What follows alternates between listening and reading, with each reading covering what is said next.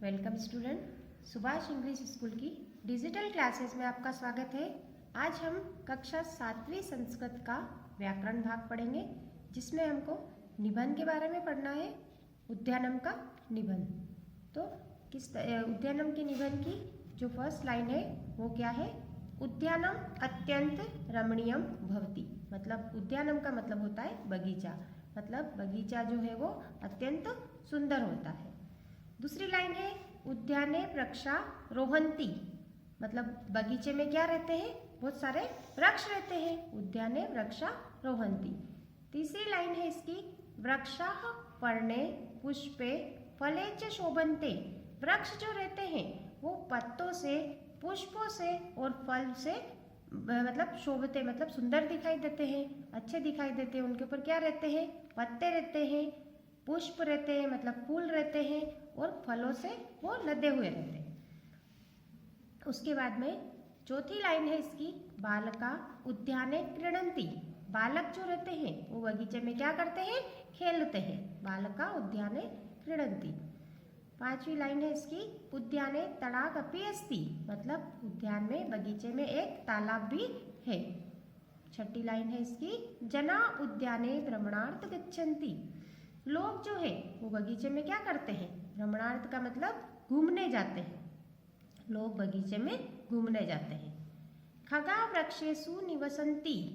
खगा का मतलब होता है पक्षी।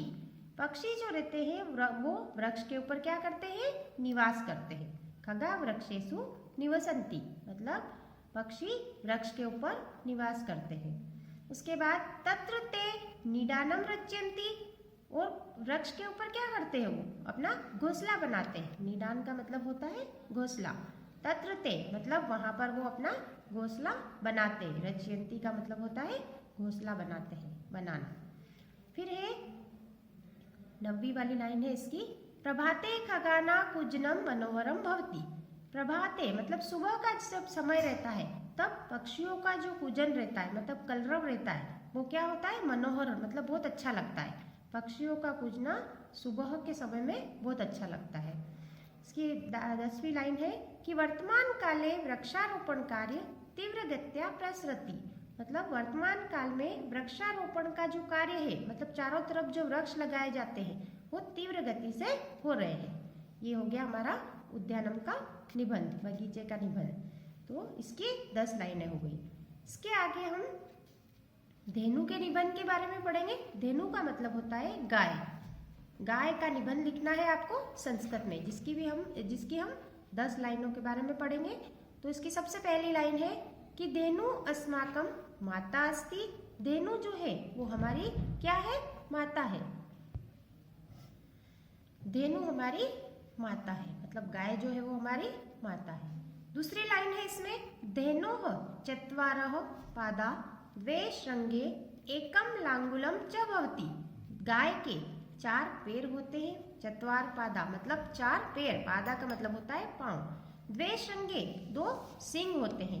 एकम लांगुलम च भवति मतलब एक पूंछ होती है, गाय की एक पूंछ होती है। 4 पैर होते हैं, 2 सिंग होते हैं और एक पूंछ होती है।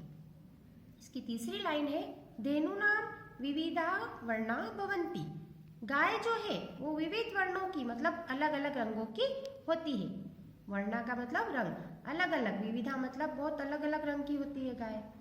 चौथी लाइन है इसकी धेनुः तृणानि भक्ष्यति। गाय जो है वो क्या करती है? चारा खाती है। तृणानि का मतलब होता है चारा, भक्ष्यति का मतलब खाना, मतलब गाय चारा खाती है। 5वीं लाइन है इसकी धेनु जनेभ्य मधुरम पय प्रयच्छति। गाय लोगों को मधुर मतलब मीठा दूध देती है। गाय जो है वो मीठा, लोगों को क्या करती है? मीठा दूध देती है। छठी है इसकी लाइन गोमूत्रेण विविधानाम दोषाणाम रोगाणाम च नाश भवति। गोमूत्र से विविध दोषों का और रोगों का नाश होता है। मतलब गौमूत्र जो रहता है वो विभिन्न प्रकार की औषधियों में काम आता है, तो इसलिए गोमूत्रेण विविधानाम दोषाणाम रोगाणाम च नाश भवति। गोमूत्र जो होता है उससे विभिन्न प्रकार के रोगों का नाश होता है। इसके बाद सातवीं लाइन है इसकी, धेनु दुग्धेन दधि तक्रम नवनीतम घृत च निर्मितम भवति। हम धेनु के दूध से क्या क्या बना सकते हैं? गाय के दूध से क्या बनता है? दही, छाछ, मक्खन, घी आदि बनता है। तो धेनु दुग्धेन दधि तक्रम नवनीतम घृत च निर्मितम भवति। धेनु के दूध से दही, छाछ, मक्खन और घी बनाया जाता है।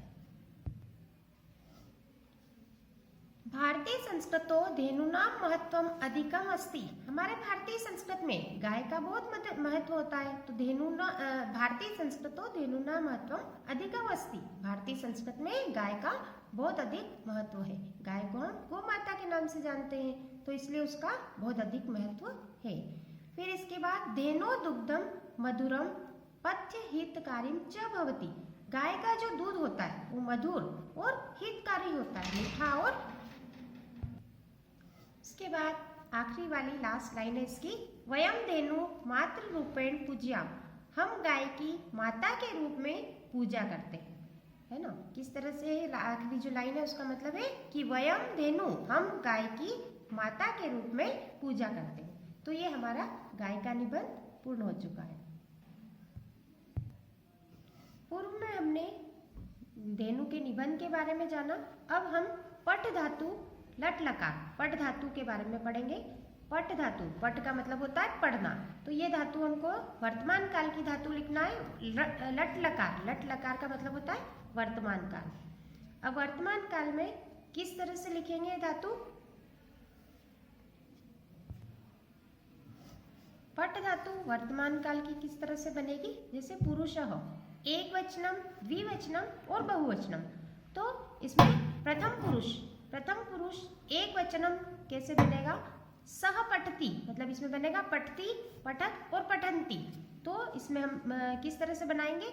सह, तो और ते। तो कैसे बनेगा? सह पठति।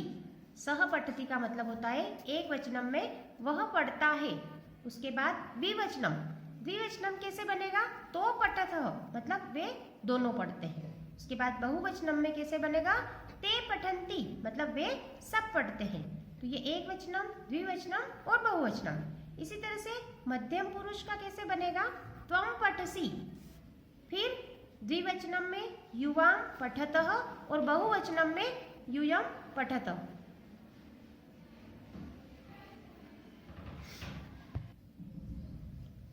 मध्यम पुरुष में क्या बनेगा?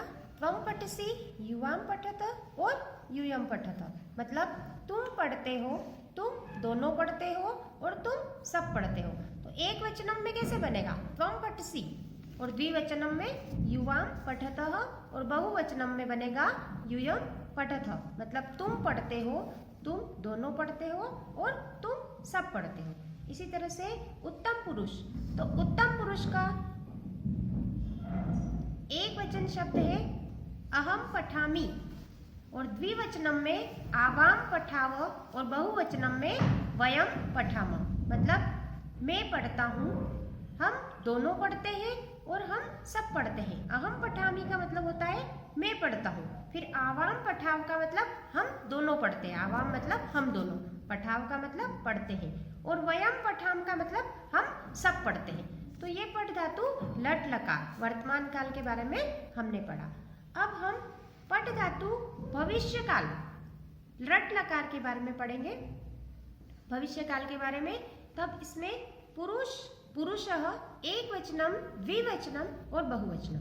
तो एक वचनम में क्या आएगा? प्रथम पुरुष में एक वचनम में आएगा स पठिष्यति, सह पठिष्यति, तो पठिष्यतः और ते पठिष्यन्ति। मतलब पठिष्यति, पठिष्यत और पठिष्यन्ति।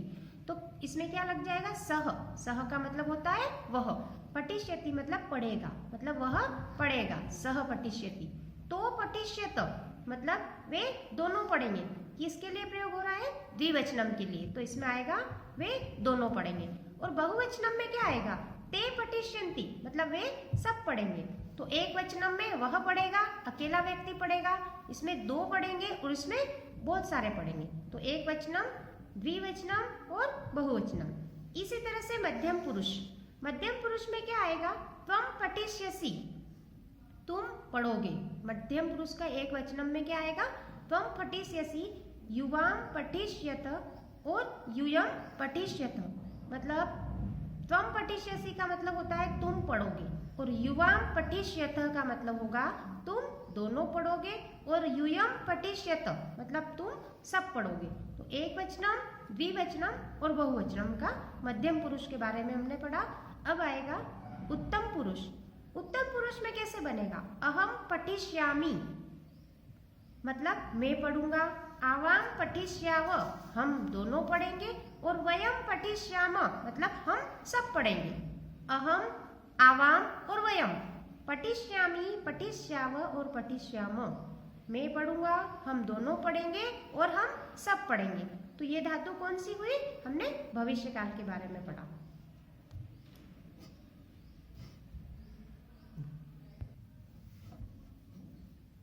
अब हम पठ धातु भूतकाल के बारे में पढ़ेंगे।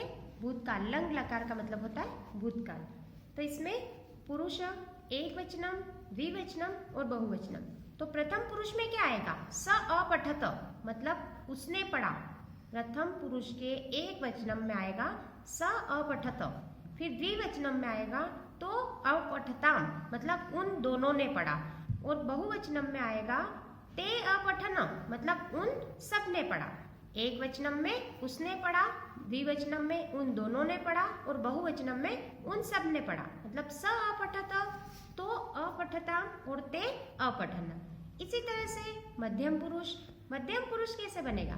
त्वम अपठः तुमने पढ़ा, त्वम अपठः एक वचनम में आएगा, और फिर द्विवचनम में आएगा युवाम अपठतम तुम दोनों ने पढ़ा, और बहुवचनम में आएगा यूयम अपठत तुम सबने पढ़ा। तो तुमने पढ़ा, तुम दोनों ने पढ़ा और तुम सबने पढ़ा। एक वचनम, द्विवचनम और बहुवचनम। इसी तरह से उत्तम पुरुष। उत्तम पुरुष कैसे बनेगा? अहम अपठम, फिर द्विवचनम में आवाम अपठाव, और बहुवचनम में आएगा वयम अपठाम मतलब अहम अपठम मैंने पढ़ा मतलब मैंने अकेले ने पढ़ा। फिर आवाम अपठाव हम दोनों ने पढ़ा, और वयम अपठाम मतलब हम सब ने पढ़ा। तो ये हमारा पठ धातु भूतकाल की भी पूर्ण हो चुकी है। अगर आपको वाक्य बनाना है तो इस तरह से हम बना सकते हैं। धन्यवाद।